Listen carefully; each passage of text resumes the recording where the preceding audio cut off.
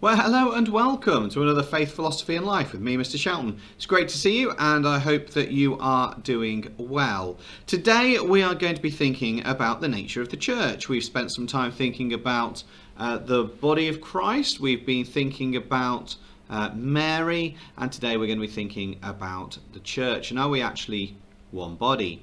And we're going to understand what that means. So what I'd like you to do is I'd like you to have a think for a moment about all the different body parts you can name. Why? Well, it's a good way to think during our cheesy intro sequence.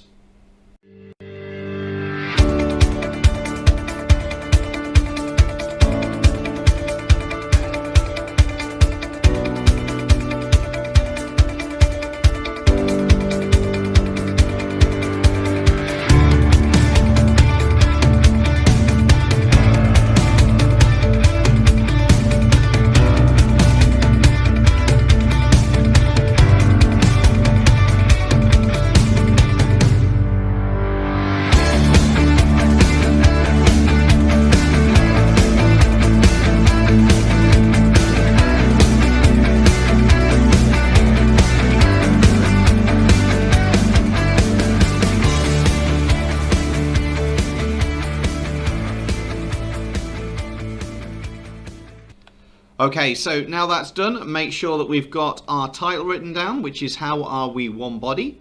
And our learning objective is to explore how Catholics understand what it means to be one body. And no, we're not talking biology at this point, people. We're talking about one unit. During today's session then, we're doing a mastermind. We're going to think about who we are. We're going to think about what does church mean, a little biblical analysis, and then a little closet task to finish with as well.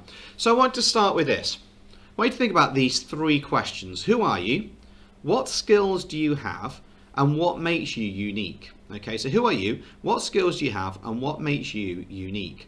Have a think of that. Maybe make a few notes in your book. Maybe think about a friend as well. Send a message to a friend and say, I think you're brilliant because. Let's use this chance to really big someone up. Not in a way of really, but in a way of actual encouragement. So pause me now, get some thoughts written down about yourself, maybe send a message to a friend as well. Then come back to me.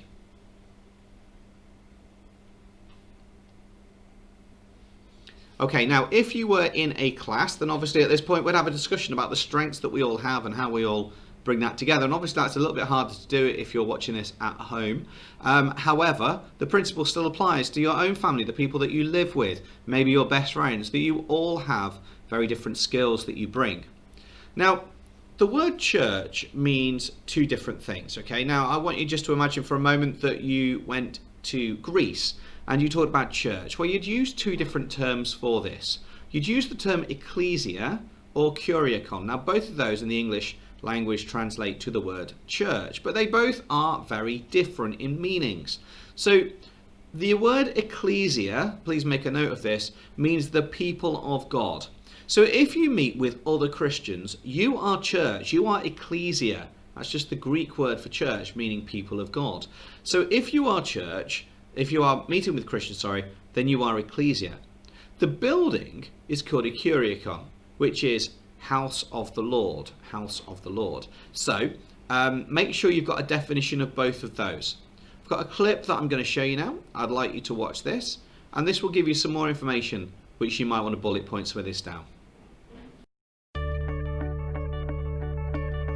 What is the church? Is the church a building? Is the church a pastor? Or the staff? Is the church the music? The tradition? Or the ministries? These are all good things, but they are not the church. Take them away, and the church is still here. Why? Because you are still here. The church is you. The church is you with a purpose. The church is you on a mission. The church is you with a plan. A simple plan to plug into God at a weekend service, to charge up in a small group community, to live out using your gifts and passions, and to pass on your faith to those who do not know Christ. When you and I live like this, all the things we used to do in church become things we do as the church. God desires it. The world needs it. And we are called to be it. What is the church? The church is you.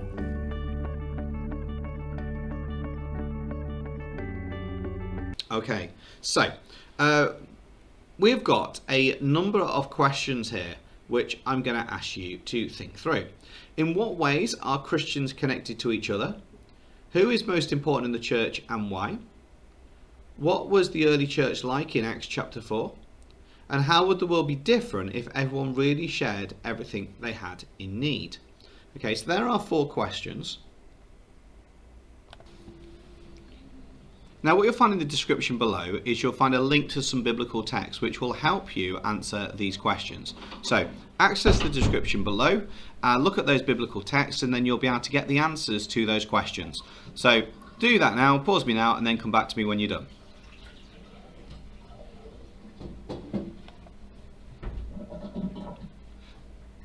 Okay, you'll have also seen in the description below when you went there a fill in the blanks task or a closet task.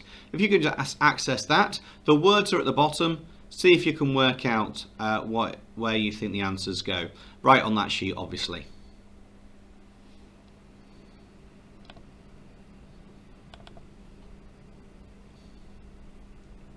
Okay, so this is the answers to that. When Jesus entered the world, he took on a physical body, which is incarnation. God became human being. Whilst on earth, Jesus showed God's love for the things he did. He gave his life as a sacrifice so that all could have a closer relationship with God. Through his physical body, Jesus demonstrated the love by his teachings and his actions, especially through his sacrificial death on the cross. After he rose from the dead, he's believed to have ascended, gone up to the heaven with his body and soul. The teaching of the church is that his body means that Catholics believe that the work on Christ on earth did not end with his ascension. Jesus lives on through his followers and in the church, we are his body on earth. All Christians continue to work on Jesus on earth. Down to the next one, it shows that Jesus is still active in the world. His work didn't end with his death, but continues in those that follow and believe in him. Each person within the church has different talents they can use for the good of the church. In the same way, each body has different function that can be used for the good of the whole body. The church remains united. And then lastly is the word mass. So hopefully you've got that done. So what we did is we said, we looked at who we are, what does it mean, what does church mean, we looked at a biblical analysis and done a fill in the blanks task, which brings us to our almost final activity, to be fair. So it's a C question I'm going to ask you to have a go at, so you need 2 paragraphs of information. The question is this: explain why the church as a body of Christ is important for Catholics. Explain why the church as the body of Christ is important for Catholics. It's 2 marks, therefore you need 2 paragraphs. You need point, evidence, explanation, change in each of them if you can. This is going to take you 8 minutes, and then come back to me when you're done. So pause me now and let's get that done. Okay, so this is how we're going to mark it. Set yourself a target to improve it. Start off by saying, where are your religious terms? So go through now and just identify wherever you've got some quote, any religious language in there. Okay, if you don't have any religious language, you are going to be hard pushed to get even 1 or 2 marks if you look at that. Uses religious specialist language in a limited way. Next thing you need to do is to identify religious quotes. The Bible teaches that, or parts of the teachings of the church that you've learned about. Have you got any sources of authority in there? Okay, if you've not, you are not going to be scoring above 5. If you look at the bottom paragraph of band 3, uses a range of religious specialist language terms and sources of wisdom and authority extensively. Appropriately. Extensively, the ones above it. And then when you've done that, you've got a band 1, 2, 3 or 4 answer, and this is how you're going to finalise it. Is it limited? Is it good? Is it very good? Or is it excellent?